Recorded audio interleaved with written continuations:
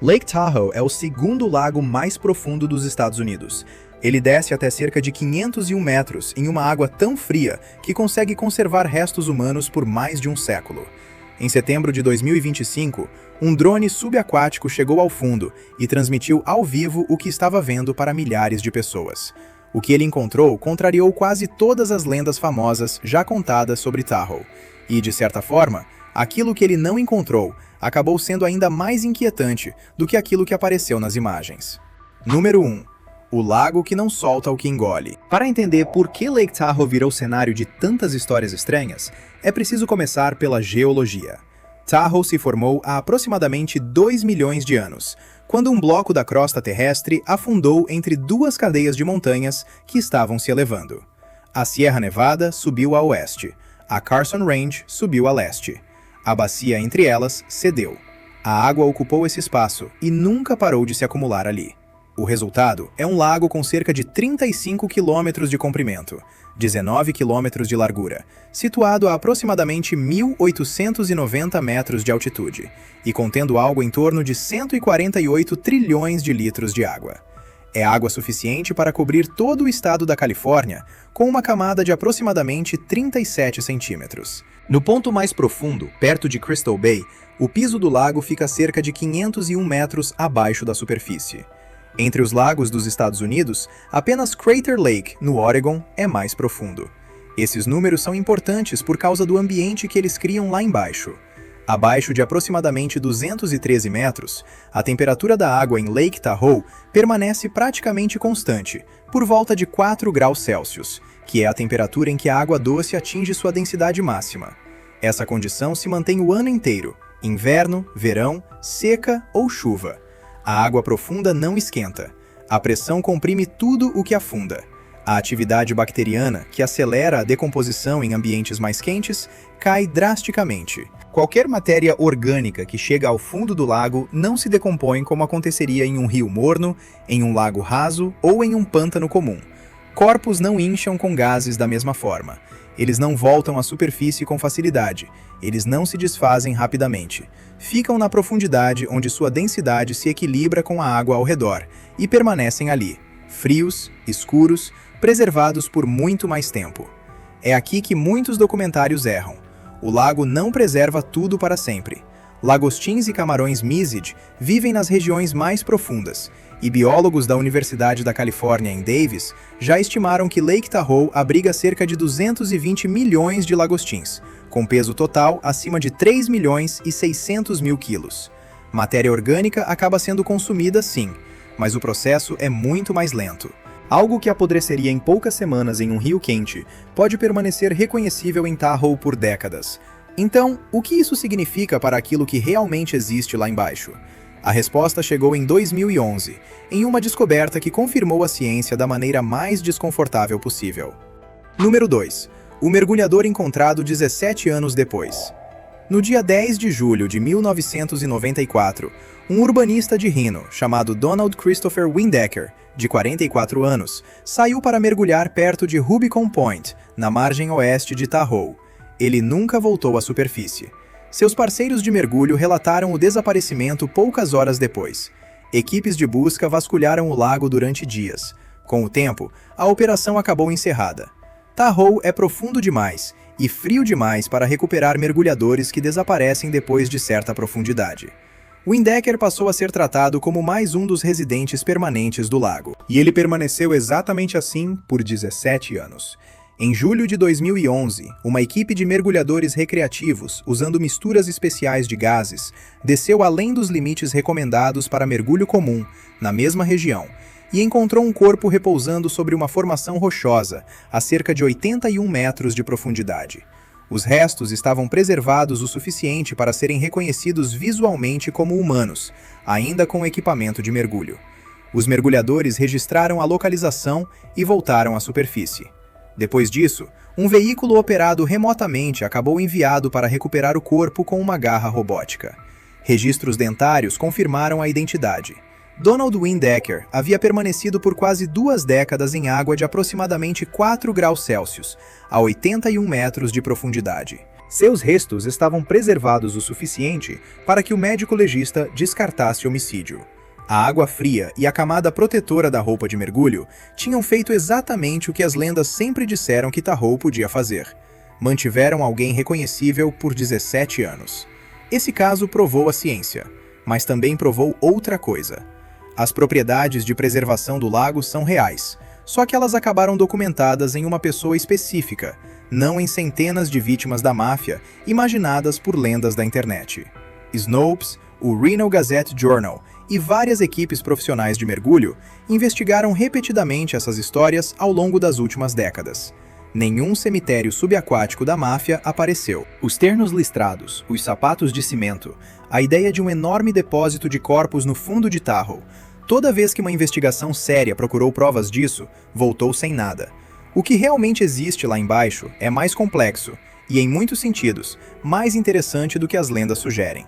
A próxima prova disso é impossível de negar, porque se trata de um dos maiores e mais fotografados artefatos submersos do continente. Número 3. O navio enterrado de propósito. O navio a vapor Tahoe teve lançamento em 24 de junho de 1896. Ele tinha cerca de 52 metros de comprimento, acabou construído pela Union Iron Works, de São Francisco, e encomendado pelo barão madeireiro Duane Leroy Bliss. Durante mais de 4 décadas, transportou passageiros, correspondências e cargas entre as cidades turísticas ao redor do lago, ganhando o apelido de Rainha do Lago. Quando acabou aposentado, no fim da década de 1930, o filho de Bliss, William Seth Bliss, tomou uma decisão. O navio não acabaria desmontado, acabaria afundado. Em 29 de agosto de 1940, o navio a vapor Tahoe acabou rebocado para longe da margem de Glenbrook, no lado leste do lago. A ideia era afundá-lo em cerca de 30 metros de água, para que barcos turísticos com fundo de vidro pudessem observá-lo a partir da superfície. O plano se baseava em um erro sobre o relevo subaquático. O fundo do lago em Glenbrook não desce suavemente. Ele despenca em uma das paredes submersas mais íngremes de toda a bacia. Quando o navio acabou aberto para a entrada de água e começou a afundar, ele não parou na profundidade planejada. Ele escorregou pela encosta, ganhando velocidade enquanto descia. Quando finalmente parou, a proa estava a aproximadamente 110 metros de profundidade e a popa a cerca de 145 metros. O navio ficou ali, intocado e invisível, durante 62 anos. Em 2002, uma equipe chamada New Millennium Dive Expeditions, liderada por Martin McClellan com Brian Morris, finalmente chegou até ele. Usando equipamento técnico de mistura de gases e tabelas de descompressão calculadas minuto a minuto, eles fizeram o primeiro contato físico com o navio a vapor Tahoe em mais de 6 décadas. O que encontraram justificava quase todas as histórias sobre o poder de preservação de Tahoe. As peças de latão no convés ainda brilhavam. O revestimento de madeira nas cabines não havia apodrecido. As letras pintadas no casco continuavam legíveis. Segundo os relatos dos mergulhadores que chegaram até ele, o navio parecia ter sido afundado poucos meses antes, não muitas décadas atrás. Em 2004, o navio a vapor Tahoe se tornou o primeiro patrimônio marítimo do estado de Nevada, listado no Registro Nacional de Lugares Históricos. Ele continua lá até hoje, o maior artefato intacto conhecido no lago, apoiado na encosta em água fria o suficiente para fazê-lo parecer muito mais novo do que realmente é. Autoridades dos parques estaduais anunciaram que visitantes agora podem fazer mergulho autônomo e snorkeling ao longo de uma trilha subaquática que passa por 2 barcaças e 12 embarcações repousando abaixo da superfície da baía. Mas o navio a vapor Tahoe não é o único navio no fundo. O navio a vapor Meteor acabou afundado em 1939 e sua localização continua desconhecida. O navio a vapor Talak acabou rebocado para o centro do lago, encharcado com gasolina e queimado em 1940. O Marion B acabou perdido durante uma tempestade.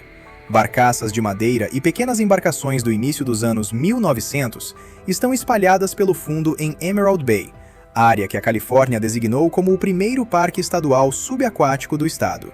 Esses navios, no entanto, acabaram colocados lá por pessoas que sabiam que estavam afundando embarcações.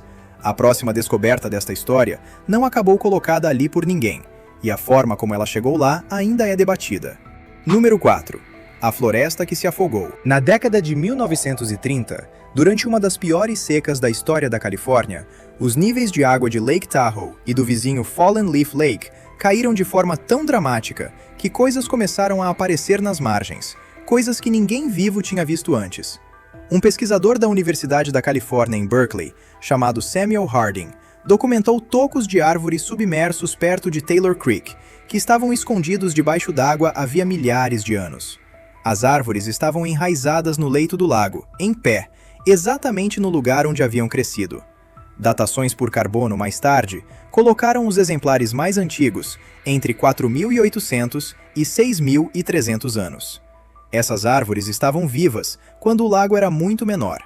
Elas cresceram ali durante décadas, antes de a água voltar e afogá-las no mesmo lugar. A história ficou ainda mais estranha no início dos anos 2000, no vizinho Fallen Leaf Lake. Um professor emérito da Universidade de Nevada em Reno, chamado John Clappy, percebeu que suas iscas de pesca viviam prendendo em alguma coisa nas profundezas. Ele resolveu investigar. O que ele e uma equipe da Scripps Institution of Oceanography documentaram e publicaram na revista Quaternary Science Reviews, em novembro de 2011, era uma floresta subaquática de pinheiros, ainda enraizados e em pé no fundo do lago. Muitas das árvores datavam de aproximadamente 1250, depois de Cristo. Os tocos mais profundos eram ainda mais antigos. Alguns chegavam a cerca de 2.300 anos antes do presente. Não eram pedaços de madeira à deriva. Não eram troncos tombados que afundaram e, por acaso, ficaram de pé. Eles cresceram ali, ao longo de uma antiga margem, quando o lago estava centenas de metros mais baixo do que hoje. Estas árvores contavam a história de uma mega seca. Um período de cerca de 200 anos, durante o intervalo quente medieval, em que a Sierra Nevada recebeu pouquíssima precipitação. Os lagos encolheram e as florestas avançaram para dentro das bacias secas. Quando o clima mudou e as chuvas voltaram, os lagos se encheram rápido o suficiente para afogar as árvores onde elas estavam, sem derrubá-las. Essa é a parte da descoberta que deveria preocupar de verdade qualquer pessoa que vive rio abaixo de Tahoe. Porque, se o nível do lago já conseguiu cair cerca de 60 metros durante uma mega seca, e se uma seca forte o bastante para fazer isso durou 2 séculos a menos de 1000 anos, então, boa parte do que acreditamos saber sobre a segurança hídrica da Califórnia se baseia em uma exceção, não em uma regra. A seca não era uma anomalia impossível, ela aconteceu. As árvores provam isso. E o tipo de clima que causou esse evento pode voltar. Mas, enquanto a seca é um desastre em câmera lenta, o lago repousa sobre uma ameaça muito mais rápida. E embora o Tahoe moderno tenha passado grande parte do último século sendo lembrado por sua beleza, a história humana real da bacia tem um capítulo que a maioria dos visitantes atuais nunca ouviu. Número 5. As pessoas que acabaram expulsas. Entre aproximadamente 1870 e 1890, a bacia de Lake Tahoe acabou fonte de uma enorme quantidade de madeira usada para sustentar as minas de prata do Comstock Lode, em Nevada. A madeira era enviada por canais de transporte, chamados flumes, desde as encostas das montanhas até serrarias próximas à margem. Depois, seguia para o leste. A força de trabalho que cortava as árvores, cuidava dos canais e construía a infraestrutura que tornou o Comstock possível era, em grande parte, chinesa. Na década de 1880, a maior concentração de trabalhadores chineses na bacia de Tahoe vivia em Glenbrook, na margem leste. Seus assentamentos incluíam cabanas comunitárias, operações de lenha e hortas chinesas que forneciam alimento para a força de trabalho da região. Arqueólogos trabalhando com o Serviço Florestal dos Estados Unidos identificaram mais de 50 locais separados de trabalhadores de flumes e lenhadores associados a acampamentos chineses desse período.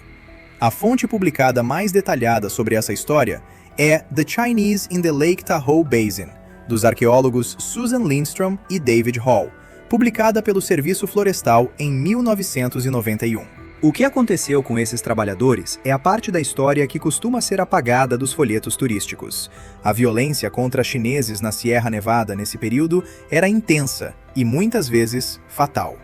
Em 1876, um grupo de homens brancos atacou um acampamento de lenhadores chineses perto de Truckee, no episódio que ficou conhecido como Trout Creek Outrage.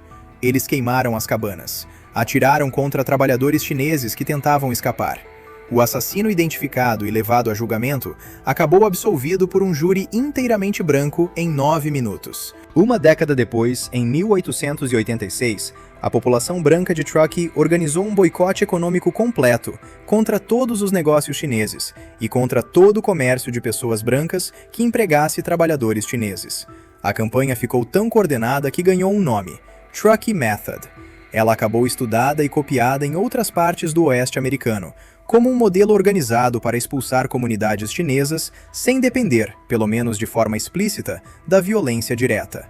Em poucos meses após o início do boicote, a população chinesa de Truckee, que havia sido uma das maiores da Sierra Nevada, acabou quase completamente deslocada. O destino dos trabalhadores chineses da bacia de Tahoe, depois dessas expulsões, está preservado apenas em parte na filial de Lake Tahoe da Biblioteca Pública em Zephyr Cove, onde artefatos dos acampamentos de Glenbrook ainda são exibidos. Alguns trabalhadores escaparam para São Francisco, outros se mudaram para diferentes regiões do oeste. Outros simplesmente desapareceram do registro histórico. As deportações em massa não eram formais, não ficaram bem documentadas em registros judiciais ou censos. A comunidade chinesa da bacia de Tahoe existiu por cerca de 2 décadas, contribuiu enormemente para a economia regional e então acabou expulsa de maneira tão completa que a maioria dos visitantes modernos de Tahoe nem imagina que ela esteve ali. Não há evidência de que corpos de trabalhadores chineses tenham sido jogados no lago, apesar de lendas recorrentes na internet afirmarem isso. O registro histórico real é mais comum e mais condenável. Eles acabaram expulsos por boicote econômico, violência organizada e ameaça de mais violência. O que Lake Tahoe preserva no fundo são a geologia, os naufrágios e, ocasionalmente, um mergulhador. O que ele não conseguiu preservar em suas margens era a comunidade de pessoas que ajudou a construir a infraestrutura que tornou possível a bacia moderna. A história humana acima da linha d'água já é difícil de encarar. A história geológica abaixo dela é ainda mais pesada. E o próximo evento dessa história é algo que ninguém vivo jamais testemunhou, mas todo pesquisador familiarizado com a estrutura do lago sabe que se aproxima. Número 6. A onda que ainda se aproxima. A falha West Tahoe percorre a extensão da bacia do lago sob as águas mais profundas. Ela é uma feição geológica ativa. Pesquisas associadas à Scripps Institution of Oceanography indicam que essa falha produz terremotos de magnitude próxima ou superior a 7 em intervalos de alguns milhares de anos. O último grande rompimento ocorreu há cerca de 4.500 anos. Dentro do ritmo estimado da falha, o próximo evento já está atrasado. Se esse terremoto acontecer enquanto Lake Tahoe estiver sobre a falha, o resultado não será apenas um tremor comum. Será um tsunami dentro de um lago alpino de água doce. Quando uma falha sob águas profundas se desloca de repente, ela move um volume enorme de água em questão de segundos. Esse deslocamento cria uma onda. Pesquisadores como Graham Kent, da Universidade da Califórnia em Davis, e Neil Driscoll, da Scripps, modelaram esse cenário para Tahoe em detalhes. As estimativas colocam a onda inicial em algum ponto entre 3 e 10 metros de altura, atravessando o lago em velocidades capazes de atingir comunidades nas margens em poucos minutos. A onda não para depois do primeiro impacto, ela rebate. Um fenômeno chamado seiche faz a água em uma bacia fechada oscilar de um lado para o outro por horas após a perturbação inicial, golpeando a margem repetidamente. Modelos de computador sugerem que esse movimento poderia continuar por muitas horas, enviando ondas de diferentes alturas contra South Lake Tahoe, Tahoe City, Incline Village e todas as outras comunidades costeiras. Dezenas de milhares de pessoas vivem em áreas próximas à margem: restaurantes, bases de resorts de esqui, bairros residenciais. A maioria está a poucos minutos da água. E essas regiões não têm uma infraestrutura funcional de evacuação específica para um tsunami, porque ninguém na memória moderna viveu um evento desses em Tahoe. O registro geológico mostra que algo semelhante já aconteceu antes, em uma escala quase difícil de imaginar. Em algum momento nos últimos 50 mil anos, uma parte da margem oeste de Tahoe desabou em um enorme deslizamento subaquático. O evento é chamado de McKinney Bay Slide. Ele despejou no lago um bloco triangular de montanha com cerca de 1,5 km de largura e aproximadamente 120 metros de espessura. Pesquisadores estimam que esse colapso pode ter gerado uma onda próxima de 90 metros de altura. Não há debate sério sobre se isso aconteceu. Os destroços ainda estão lá embaixo. O que continua discutido é o momento exato. Alguns estudos colocam o evento entre 7.000 e 15.000 anos atrás. Seja qual a data, ele aconteceu. E as condições que o produziram não desapareceram. Mas, enquanto esperamos o próximo grande evento geológico, o lago acumulou outros segredos em silêncio. E, em setembro de 2025, a tecnologia finalmente alcançou uma curiosidade que vinha crescendo havia mais de 100 anos. Número 7. O drone que chegou ao fundo. Durante mais de um século, o fundo de Lake Tahoe era um lugar que seres humanos não conseguiam acessar e câmeras não conseguiam acompanhar. Mergulhadores recreativos, mesmo com equipamento técnico, ficavam limitados a profundidades muito menores. A parte mais funda do lago, o abismo perto de Crystal Bay, ficava a cerca de 480 metros abaixo da superfície, fora do alcance de qualquer mergulho convencional. As pessoas imaginaram o que existia lá. Contaram histórias, inventaram frases atribuídas a Cousteau, instalações militares secretas, cemitérios da máfia e monstros escondidos. O fundo verdadeiro permanecia invisível. Isso mudou em 5 de setembro de 2025. Uma organização sem fins lucrativos chamada Restoring the Lake Depths Foundation, em parceria com o Tahoe Fund, e uma empresa de engenharia subaquática chamada Seaview Systems, lançou um veículo operado remotamente chamado Deep Emerald, apelidado de EMI. O veículo operado remotamente acabou projetado para suportar as profundidades exigidas por Tahoe. Ele carregava câmeras de alta definição, iluminação e um sistema de transmissão ao vivo que permitia que pesquisadores e o público acompanhassem a descida em tempo real. Milhares de pessoas assistiram ao vivo. A transmissão começou com uma saudação direta do meio de Lake Tahoe, anunciando a primeira transmissão ao vivo rumo ao fundo do lago. O objetivo era mostrar, em tempo real, uma descida que antes existia apenas no campo da especulação. A descida levou cerca de 35 minutos. Depois, as imagens acabaram distribuídas para dezenas de milhares de espectadores adicionais nos dias seguintes. O que Amy encontrou era, ao mesmo tempo, decepcionante e revelador. Não havia monstro, não havia pilhas de corpos, não havia submarinos da marinha, ruínas antigas, estruturas geométricas ou portais brilhantes para lugar nenhum. O fundo do lago, naquela profundidade, parecia visualmente vazio, silt, sedimento, e aquilo que os pesquisadores descreveram como um campo de estrelas, feito de partículas suspensas, passando diante das luzes do veículo operado remotamente como neve subaquática. A ausência de espetáculo era a grande revelação. O limnólogo Sudeep Chandra, da Universidade de Nevada, em Reno, explicou que o sedimento fotografado por Amy é composto por uma pequena fração de material orgânico. O restante é formado por partículas inorgânicas derivadas do granito, erodidas das montanhas ao redor ao longo do tempo geológico.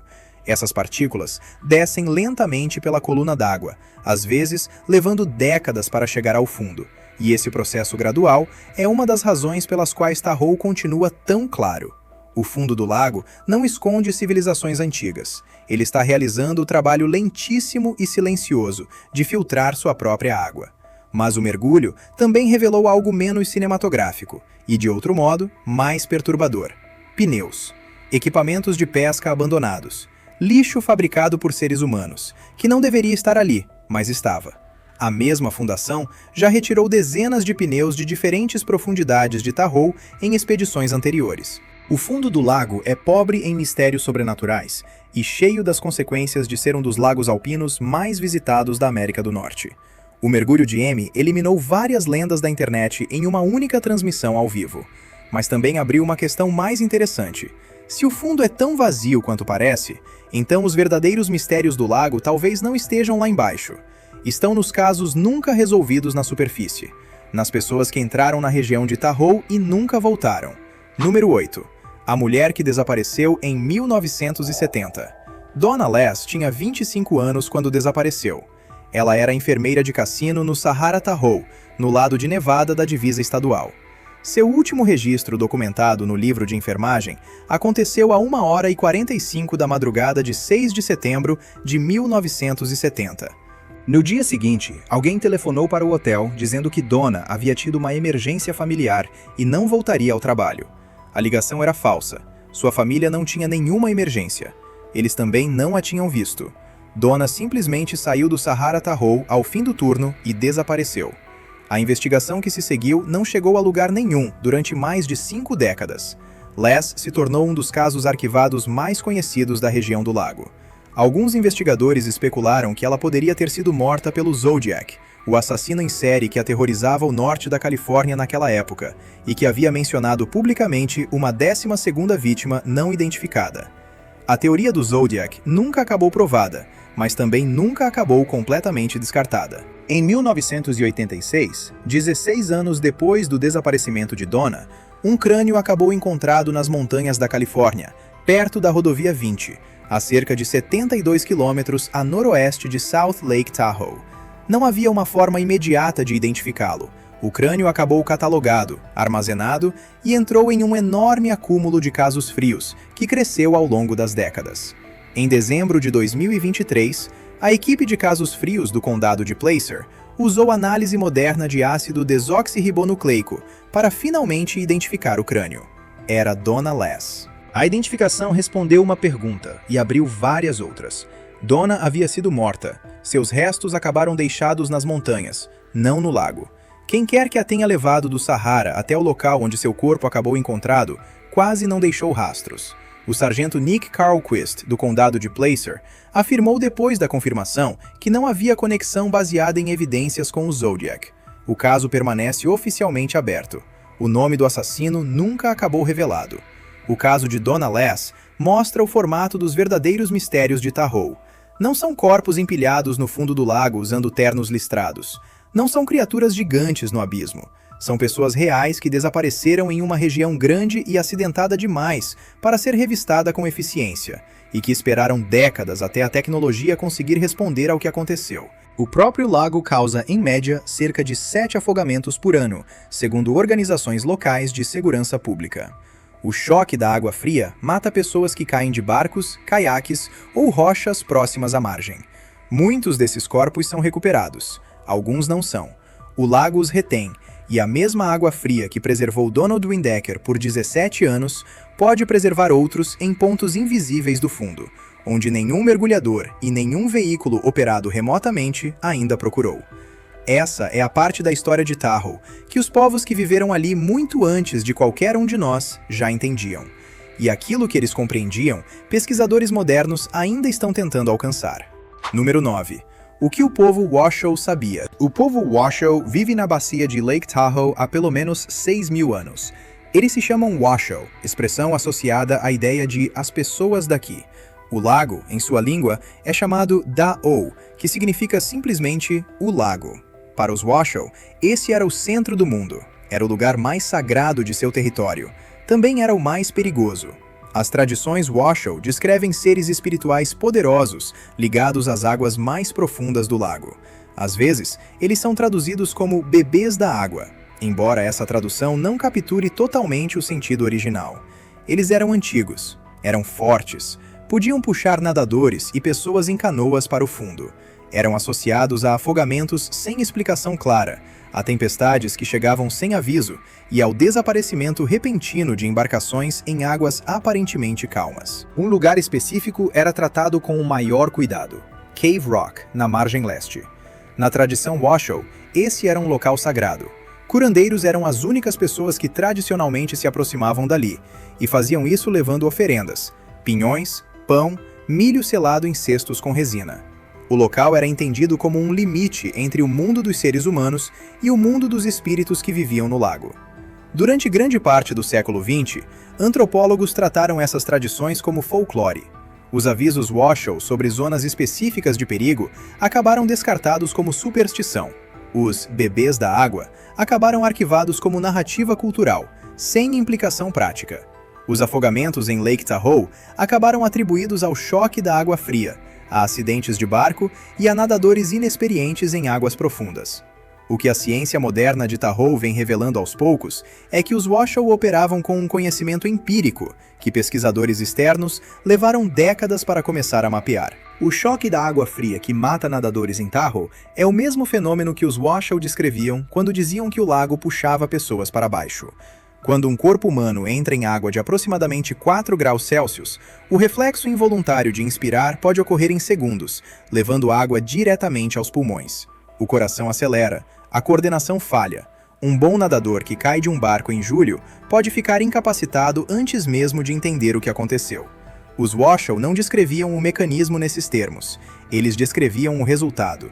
E o resultado era que o lago se erguia e levava pessoas embora. As regiões específicas sobre as quais eles alertavam correspondem, em muitos casos, a áreas de comportamento incomum de correntes, mudanças bruscas de profundidade ou camadas térmicas que criam condições propícias para afogamentos.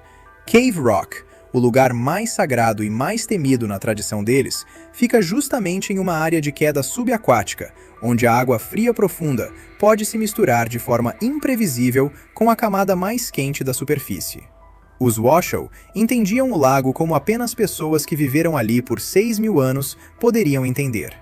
Geração após geração de observação, condensada em tradição oral, refinada toda vez que alguém entrava na água e não voltava. Eles explicavam o que sabiam usando a linguagem disponível para eles, uma linguagem de espíritos e seres, não de termoclinas e hidráulica. Mas a tradução não torna o conhecimento menos preciso. Só torna mais difícil para pessoas de fora reconhecê-lo como conhecimento. O Tahoe moderno ignorou boa parte desse saber durante grande parte do século XX e pagou o preço. Cerca de 7 pessoas se afogam no lago todos os anos. Muitos desses afogamentos acontecem em condições que os Washoe reconheceriam e evitariam. Turistas pisam em rochas e entram em uma água que parece uma piscina, para descobrir em segundos que é algo completamente diferente. Pessoas caem de barcos em condições calmas e perdem a função motora antes de nadar poucos metros. O lago não mudou. A água ainda permanece perto de 4 graus Celsius abaixo da termoclina. As correntes ainda se comportam como sempre se comportaram. Quem mudou foram as pessoas que atravessam esse ambiente. Na tradição original, os bebês da água não eram apenas metáforas. Não eram histórias de ninar criadas para manter crianças longe da margem. Eram uma explicação geracional codificada sobre aquilo que o lago podia fazer com pessoas que não o respeitassem. A tradição era um sistema de alerta preservado em linguagem oral por 6.000 anos, porque as pessoas que o carregavam entendiam algo que visitantes modernos estão apenas começando a reaprender. Por todas as medidas que a ciência do século XXI conseguiu aplicar, o lago continua fazendo exatamente o que os Washoe sempre disseram que ele fazia. Lake Tahoe preserva aquilo que leva. A ciência é real, os corpos são reais, as florestas submersas são reais, e a onda que ainda se aproxima também é real. A maior parte do que a internet conta sobre Tahoe está errada. O que realmente existe ali é mais estranho. Se você gostou, deixe seu like, inscreva-se no canal e confira também nossos outros vídeos.